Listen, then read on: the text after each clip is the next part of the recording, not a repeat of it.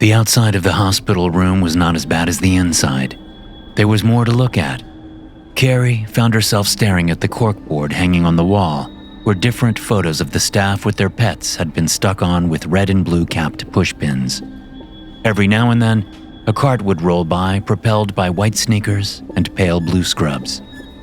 It smelled like bleach, like high-grade hand sanitizer, and faintly like rubber. Carrie kept her elbows resting on her knees and her chin in her hands. Staring straight ahead at a white, textured wall was still better than looking behind her. If she turned around, she would be able to see straight through the dark window into her cousin's hospital room. The 13-year-old girl had been hit by a car and survived it, but just barely. Her brain was swelling, and at this rate, the doctors weren't sure that anything could be done to stop it. Carrie had been sitting with her until she decided she couldn't stand it any longer. The rest of the family was on their way, but they were running out of time to make it. If Harper started to slip away, Carrie wanted to be there by the bedside, holding her hand. But standing there was too hard. Breathing in the harsh, sterilized air and listening to the soft hiss of an oxygen tank, perfectly in sync with the beeping heart monitor, made her stomach hurt. Harper didn't look anything like herself.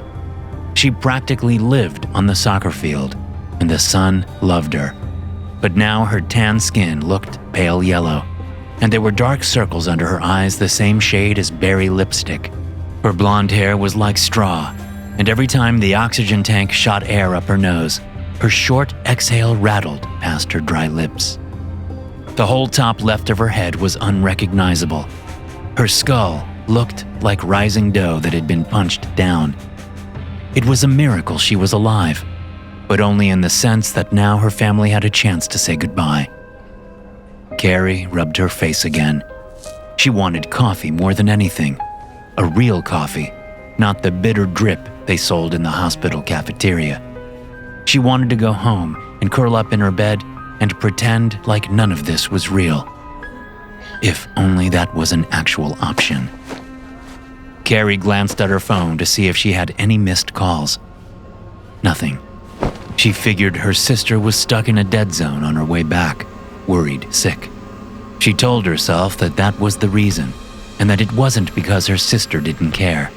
I thought you could use this. A pair of white sneakers stopped in front of Carrie. She looked up, and a paper cup, wrapped in a thin black sleeve, eclipsed her vision. Thank you, she said, nodding at the nurse who handed her the cup. The nurse gave her a small, sympathetic-looking smile. It isn't much, she said, but my shift's over, and I wanted to wish you good luck. The nurse looked over Carrie's head at the window leading into the hospital room. I brought something for Harper, too. That is nice of you, Carrie said. She resisted the urge to add, even though she's unconscious. She kept her hands against the side of her cup and blew into the little hole punched into the raised lip of the plastic lid. Did you get her a coffee, too? The nurse looked down at Carrie with her brow scrunched up. No, she said. She held up a white plastic bag that looked like it could have come from the gift shop near the entrance. Carrie blushed and sipped on her coffee. It burned the hell out of her tongue, but she supposed that she deserved that. Oh, she said. Thank you. That was nice of you. Do you mind if I put it in there? The nurse asked. Carrie held out her hand. I'll take it to her, she said. I need to go back in. She didn't want to, but she had to, eventually. She couldn't let Harper sit in there by herself, especially when Carrie couldn't get a hold of the girl's mother. Of course. The nurse passed the bag over. Carrie hooked 2 fingers through the plastic bag and accepted it. The bag was a little heavier than it looked. The nurse stepped back and put her hands in her scrubs pockets. I'll see the 2 of you tomorrow, she said. Carrie didn't have anything else to say. She just nodded, and the nurse started walking down the hall. Carrie blew on her coffee and sipped it again. She set the bag down between her feet and moved the edges back to peep inside. She caught sight of something pink, which was good enough for her. Harper loved pink. Carrie plunged her hand into the bag and grabbed hold of what was inside. It was plush in a dense way, and it had to be weighted. At least, that was what it felt like as she pulled it out completely. When she finally shook the bag off, she saw that it was a bear. The bear itself was made of cotton and looked like it had been purposefully sewn together in a patchwork style where the different fabrics were white, pink, and light brown. Some of the fabrics had different patterns, others were completely solid. There was a pastel pink bow wrapped around its neck, and on its chest there was an anatomically correct heart pinned in place. Carrie held it in her free hand and cradled it while she sipped her coffee, which tasted bitter and burnt now that it had cooled down. She didn't mind too much, though. The gesture was really sweet, especially coming from a stranger. Looking at the bear made her tear up. Harper would have probably said that she was too old for stuffed animals, but she had only been 13 for a couple of months. Carrie pressed the bear against her chest and squeezed it tightly. She finished off her coffee and then crunched in the sides, tossing the whole thing into a trash bin only a few feet away. Carrie picked up the bag and adjusted the bear in her arms before turning around to walk back into Harper's hospital room. Inside the hospital room, it was completely dark except for the light coming in from the hallway. Carrie shut the door and turned on the overhead lights. The ghoulish fluorescence washed out Harper completely in a way that made her look paler than pale. It made her bruises look more vivid, and her hair looked like it didn't even belong on her head. Carrie wasn't sure if her niece had already looked that bad, or if she had gotten worse in the few short hours that Carrie had been sitting in the hallway. She tossed the bag onto a chair and then set the patchwork teddy bear on top of Harper's lap. The weighted beads on the bottom meant it stayed upright with its stitched-on black eyes staring at her niece in the face. Tears burned Carrie's eyes again, and she turned away. They spilled over and raced down her cheek, and she couldn't do anything to stop them. She dashed them away with her fingers and then looked back at the hospital bed. It was a relief to have something to look at that wasn't Harper. The bear was a nice distraction. Carrie hugged herself and sniffed hard enough that her nostrils vibrated. She choked on another sob after that and sat down in the hospital chair. The plastic bag crinkled underneath her because she hadn't bothered to remove it. Carrie kept her eyes on the bear as she rested her cheek against her hand and let her lids slowly sink down. She didn't even feel herself falling asleep. She was just out like a light. When Carrie opened her eyes again, the overhead light was off. She assumed that the night shift nurse had come in, checked Harper's vitals, and turned off the lights as she exited. Carrie glanced down at her phone to check the time. 3 o'clock in the morning. No texts from her sister, and her battery was flashing a warning that it had reached below 5%. She stood up to look for her purse where she had stashed her phone charger. After several minutes of looking, she finally found it and got herself all plugged up. When she turned back towards the hospital bed, something was different. She remembered placing the bear on Harper's lap, but now it was sitting closer to the center of her chest. No big deal, she figured. It might have fallen, and the nurse might have put it back. Carrie didn't like the bear sitting there, though. She wanted absolutely nothing at all to have a chance of impeding Harper's breath. Carrie picked up the bear by the scruff of the neck and hauled it back down to her niece's legs. She paused long enough to linger over Harper's face, not looking too hard, but brushing a few stray blonde strands away from her veiny, closed eyelids. Carrie swallowed hard and then sat back down. She closed her eyes again because it hurt too much to try and focus in the weak light. She massaged her sore, throbbing temples with one hand, and sleep claimed her yet again.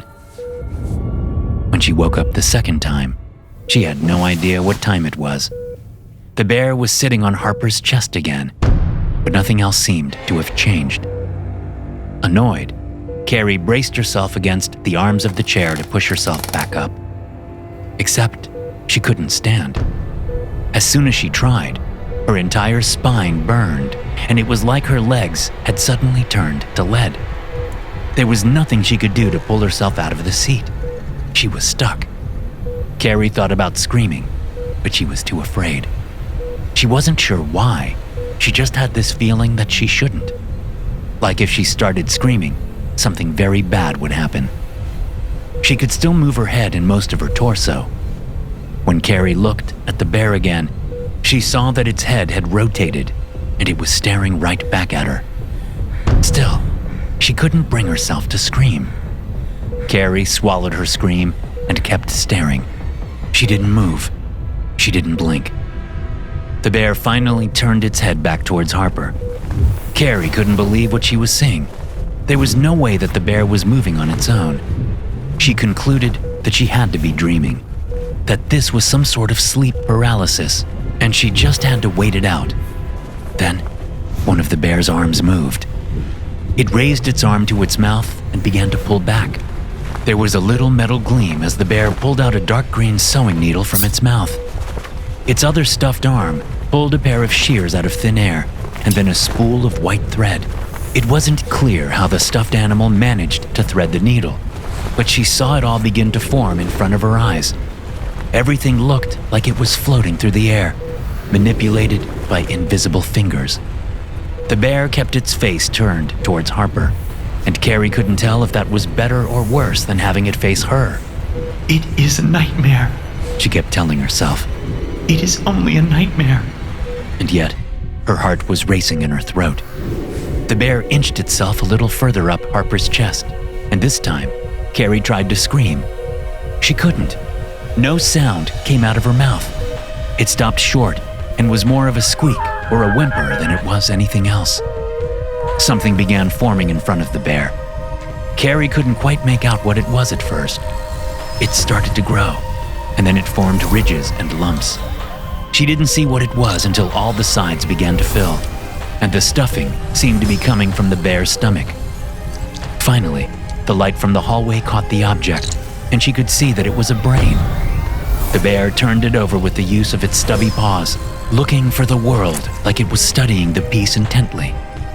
Finally, the bear sat the patchwork brain down on top of Harper's chest.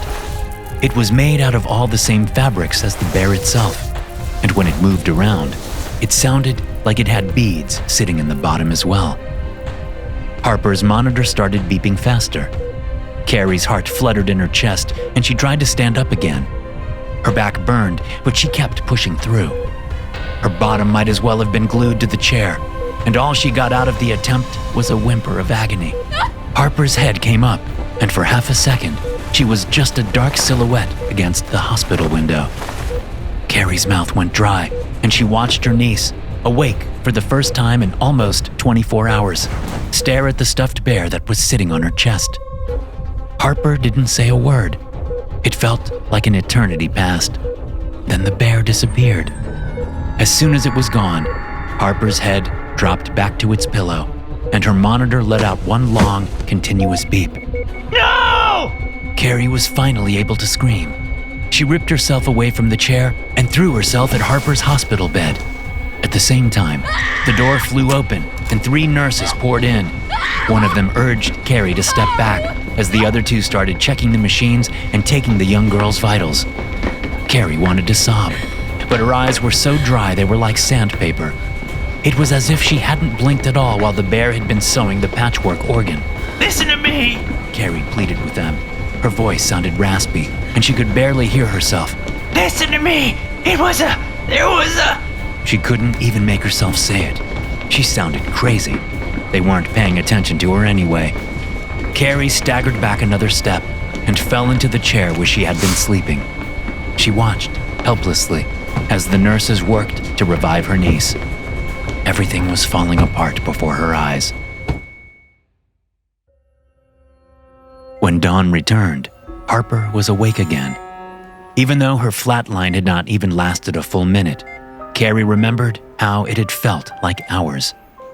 The nurses sent her out so they could run some tests, but seeing her niece's eyes open and moving around, hearing her voice as they asked her questions about the year and what school she went to, was enough to make Carrie want to collapse with relief. Carrie walked herself down to the cafeteria in search of some coffee and breakfast. There wasn't much, so she ended up grabbing a snack cake and set herself down in the farther corner near the window that faced the hall. She unwrapped her cake, but only nibbled on it. She couldn't stop thinking about everything she had seen.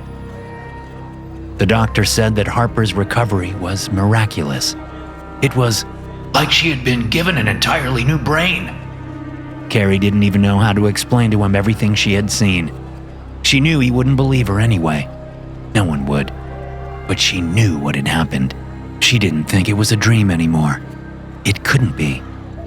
Something white caught Carrie's eye, and she turned her head just in time to notice a white bag swinging from someone's fingertips as they passed the cafeteria. The person looked just like the nurse who had handed Carrie the bear the day before. Carrie jumped to her feet and dashed over to the nearest door.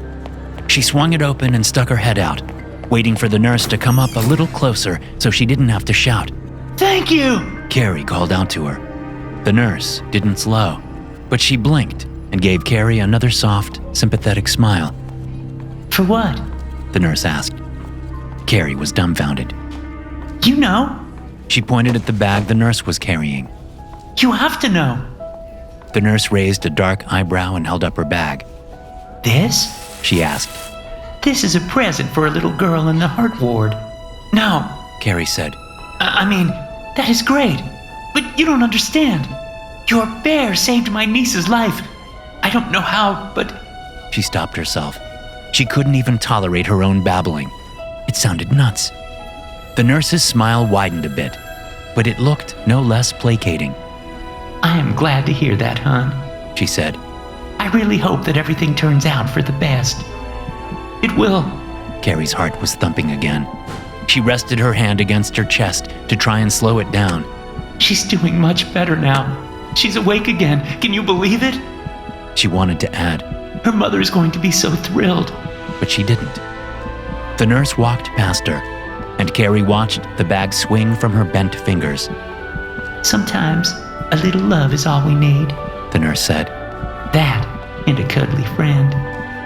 I think you're right, Carrie agreed. As the nurse continued on, she called out as an afterthought. Do they sell those in the gift shop? How come more people don't know about this? The nurse paused and glanced over her shoulder. She opened her mouth like she was going to try and explain, but then she must have decided not to. She simply smiled again, and then she placed a single finger against her lips before she turned back to face the hall and kept walking. Through the stretched white plastic, Carrie caught just a glimpse of pink. SCP-2295 is a patchwork stuffed bear, approximately 0.46 meters from head to foot, and stuffed with synthetic fiber and cotton. SCP-2295 has a small, anatomically correct pin of a heart on the left side of its thorax, and a bow wrapped around its neck. The fabric and color of SCP-2295's patches vary. Tests confirm that no components of SCP-2295 contain any anomalous chemical properties. SCP-2295 enters an active state when within 2 meters of a human sustaining major trauma to an organ. When in the proximity of 2 or more possible subjects, SCP-2295 will invariably choose the youngest subject. SCP-2295 will anomalously produce scissors, white thread, and either sewing needles or a crocheting hook from its mouth, and use any fabric and stuffing in close proximity to fashion an instance of SCP-2295-1, a patchwork imitation of the subject's organ. SCP-2295-1 vanishes from sight, and the subject falls into a state of unconsciousness. SCP-2295-1 instances then replace the subject's damaged organ via anomalous means. The whereabouts of organs replaced this way are undetermined. If there is no usable material in close proximity, SCP-2295 will use fabric and stuffing from itself. SCP-2295 regenerates 1 gram of stuffing every day until completely replacing any lost or used stuffing. Note that fabric used this way does not regenerate, and additional fabric must be placed near SCP-2295 for the purpose of self-mending. Instances of SCP-2295-1 successfully carry out their respective functions despite the numerous expected biological, chemical, and medical incompatibilities. Once within the subject, adjacent tissues and veins attach to the imitated organ without observable complications. There have been no cases of rejected SCP-2295-1 instances, and all subjects recorded at the time of writing made full recoveries. To hear more stories like this, be sure to hit subscribe and turn notifications on. I'll see you in the next one.